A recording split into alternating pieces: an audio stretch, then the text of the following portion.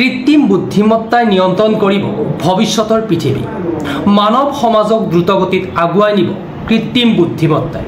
এই সন্দৰ্ভত আমাৰ এক প্ৰতিবেদন। কৃত্ৰিম বুদ্ধিমত্তা হ'ব ভৱিষ্যতৰ যুগৰ দষ্টা।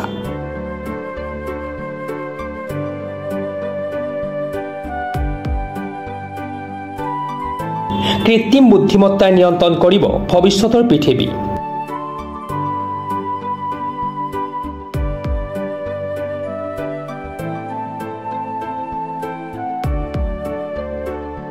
মানৱ সমাজক দ্ৰুতগতিত আগবঢ়াই নিব কৃত্ৰিম বুদ্ধিমত্তাই।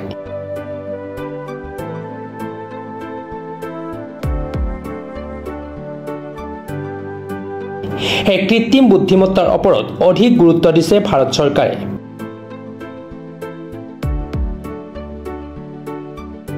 এই মন্তব্য ৰাষ্ট্ৰীয় মহিলা আয়োগৰ অধ্যক্ষ বিজয়া কিশোৰী ৰাহতকাৰৰ।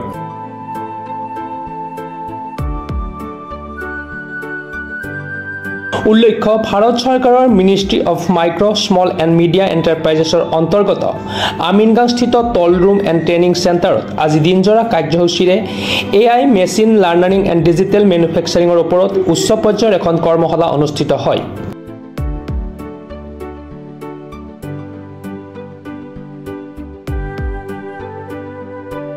কৰ্মশালাখন উদ্বোধন কৰি ৰাষ্ট্ৰীয় মহিলা আয়োগৰ অধ্যক্ষগৰাকীয়ে নতুন প্ৰজন্মক কৃত্ৰিম বুদ্ধিমত্তাৰ বাবে সাজু হ'বলৈ আহ্বান জনায়।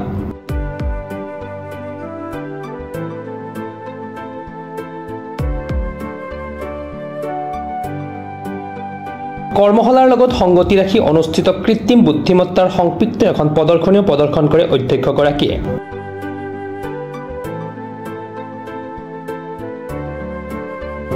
প্ৰদৰ্শনীত বিভিন্ন সামগ্ৰীৰ লগতে কৃত্ৰিম বুদ্ধিমত্তাৰে প্ৰস্তুত কৰা অসমৰ কাঁহ পিতলৰ বিভিন্ন সামগ্ৰীও প্ৰদৰ্শন কৰা হয়।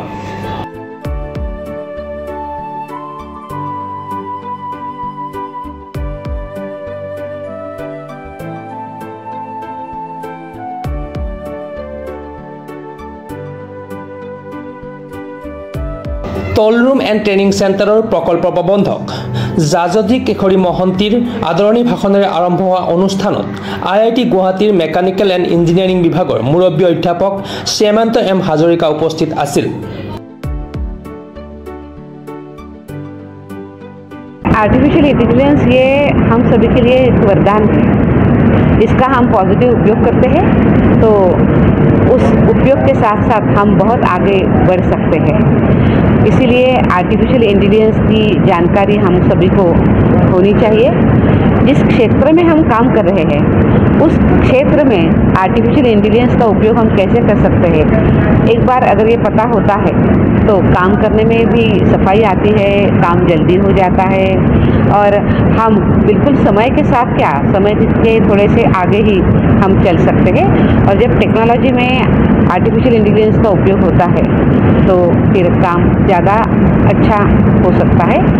और उसी के साथ साथ मैं ये भी ज़रूर कहूँगी कि आजकल बहुत ज़्यादा साइबर क्राइम्स भी हो रहे हैं, तो अगर उस साइबर क्राइम को समझ कर लेना है और उससे बचना है तो भी हमें आर्टिफिशियल इंटेलिजेंस जानकर लेना बहुत ज़रूरी है। राष्ट्रीय महिला आयोग ने AI सशक्त नारी बनाने के लिए अभी यशोदा AI नाम का एक कार्यक्रम हाथ में लिया है, जिस कार्यक्रम में हम महिलाओं को इसका हम प्रशिक्षण देते हैं। काफ़ी अच्छे तरीके से ये कार्यक्रम अभी चल रहा है।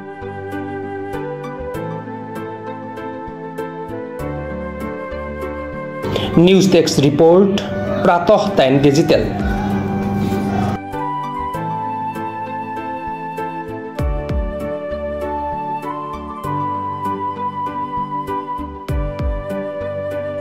অসমৰ সংবাদ জগতখনৰ বাবে এক সুখৰ খবৰ।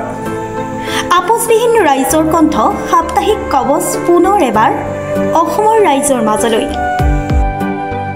স্বত্বাধিকাৰী প্ৰণীতা কলিতাৰ দ্বাৰা প্ৰকাশিত আৰু আপোচবিহীন একাংশ নপুৰণি অভিজ্ঞতাপুষ্ট সাংবাদিকৰ দ্বাৰা প্ৰচাৰিত তথা eco printing press Guwahati Katabari গড়চুকত মুদ্ৰিত সাপ্তাহিক কবচ এতিয়া অসমৰ বিভিন্ন প্ৰান্তত উপলব্ধ। আমাৰ ঠিকনা মুখ্য কাৰ্যালয় অসম ফৰেষ্ট স্কুল হৰি মন্দিৰ পথ গুৱাহাটী আৰু উপ কাৰ্যালয় Kalita market Bijaynagar Kamrup Assam. Mobile number হৈছে 9435114666 7002472813 আমাৰ ইমেইল আইডি হৈছে kobos2025@gmail.com